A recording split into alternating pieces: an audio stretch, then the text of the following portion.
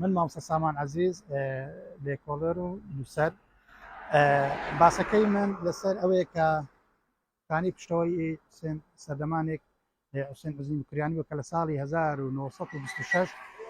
چاپانەیەکی لە عەلەبەوە واتە لە سووریا هینایە ڕەواندز واتە هەلەو لەو خانیە چاپانەکەی دانا و یەکەم بەرهەمی تێدا چاپ کرێویش گۆڤاری زاری کرمانجی بوو. بێگومان لە پاڵ ئەو بەرهەمەش بەرهەمی تریش هاتەکایەوە یەک لەوانە کتێبی میرانی سۆران کە باسێکی تێر و تەسەر باس لە